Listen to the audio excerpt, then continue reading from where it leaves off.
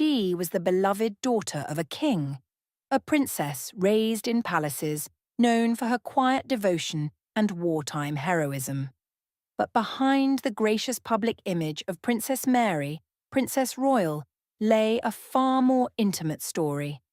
One not of queens or crowns, but of sons.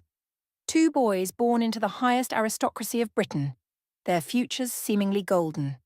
Yet their paths would diverge dramatically, one bound by duty and the other by desire.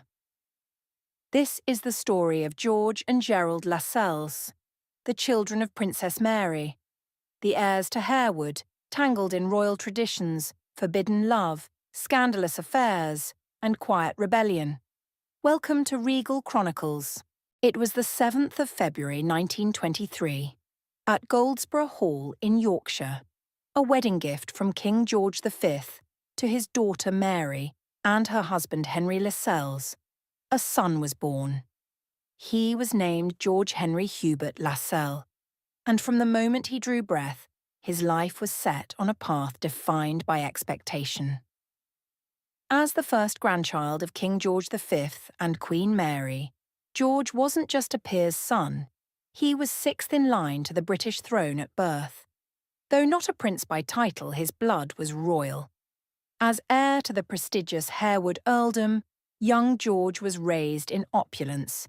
His mother, Princess Mary, was intensely devoted, a hands-on parent within the stiff constraints of royal decorum. Yet, George's upbringing bore the burden of both privilege and pressure. He attended Eton, and like many boys of his class, his days were full of riding, cricket, and tradition. But from a young age, George was more intellectual than sporting, a quiet observer in a world of ceremony.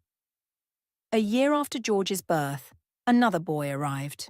On August 21st, 1924, Gerald David Lascelles was born, the spare in the age-old heir and spare dynamic. Yet Gerald would come to embody something far less conventional. Where George was bookish and reserved, Gerald was spirited and unrestrained.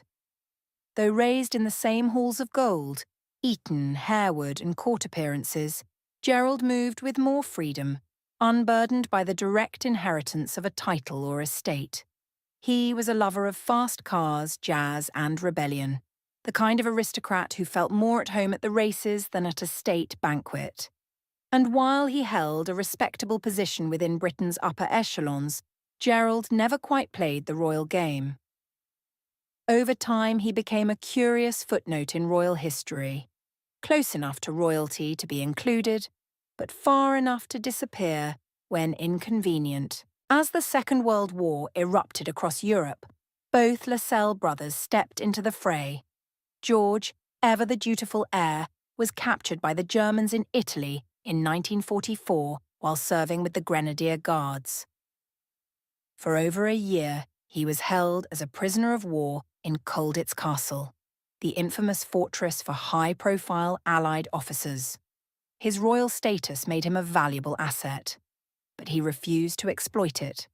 In later interviews, George recalled the ordeal with stoic clarity, a period that tested not only his endurance, but his identity. It marked him with a quiet solemnity he carried the rest of his life. Gerald, meanwhile, served with the Royal Armoured Corps, though his service was far less publicised. War sobered both brothers. But while George returned to public life and royal duties, Gerald chose a different path, one of relative obscurity but greater personal freedom. After the war, in 1949, George Lascelles made a respectable match. He married Marion Stein, a gifted Austrian Jewish concert pianist and daughter of musician Irving Stein. The match was modern, an aristocrat marrying a commoner and a Jewish one at that. But it was also deeply romantic. The pair were celebrated in intellectual and cultural circles. Their home at Harewood became a hub of music, arts, and royalty. They had 3 sons: David, born in 1950, who would eventually become the 8th Earl of Harewood; James, born in 1953. Jeremy, born in 1955. It seemed the Lascelles line was secure, progressive, and thriving. But in the 1960s, the fairy tale cracked. George began an affair with Patricia Tuckwell, an Australian-born violinist and former model, famously known as Bambi. Their relationship was no quiet tryst. It exploded into headlines. At the time, George was still legally married to Marion. In 1967, George divorced Marion, causing a royal scandal.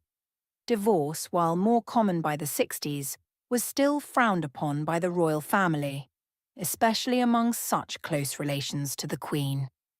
To make matters worse, George married Patricia just days after his divorce was finalised, and their son, Mark Lascelles, was born mere months later. George became the first senior royal figure in modern history to divorce and remarry in such public fashion, a quiet rebellion that deeply embarrassed the monarchy.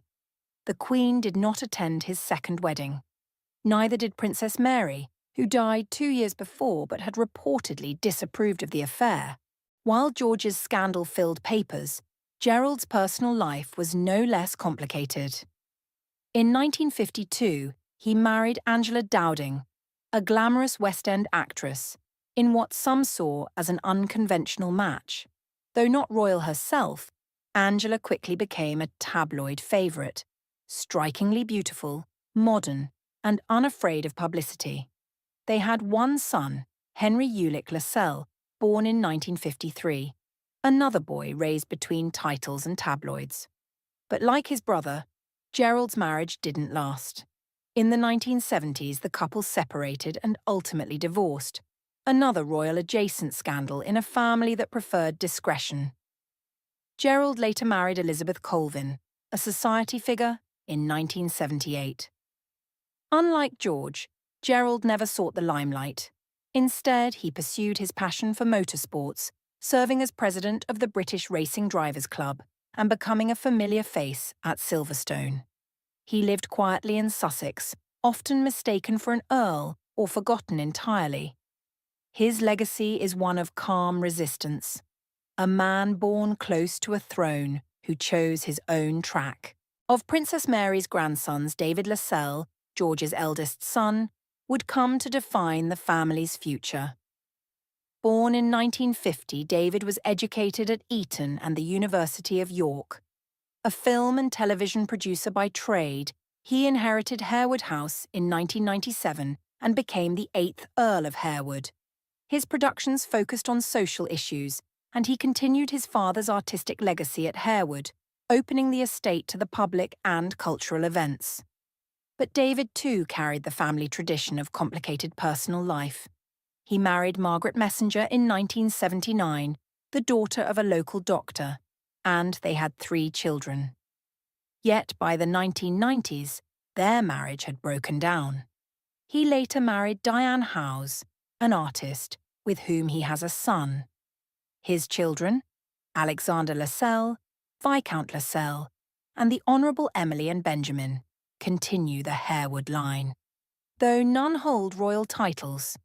With increasing distance from the crown, the Lascelles family is now part of Britain's noble class, but no longer official members of the royal family. So what became of Princess Mary's sons in the royal memory?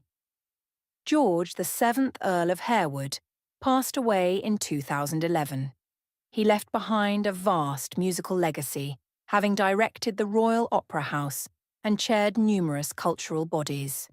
His obituary hailed him as the most talented of his generation, yet his scandal had permanently exiled him from the Queen's inner circle.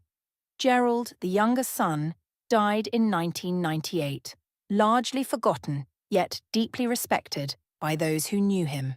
He had carved a life in shadows, not spotlights.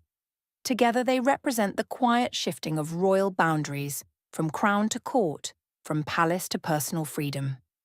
And their mother, Princess Mary, the dignified Princess Royal, remains a symbol of grace, perhaps unaware that her sons would one day shape a royal modern narrative through love, rebellion, and quiet endurance.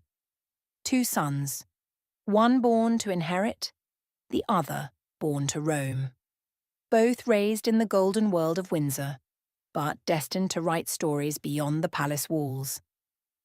If you enjoyed this glimpse into a hidden royal family chapter, don't forget to like, comment, and subscribe. And tell us, which royal rebel we explore next?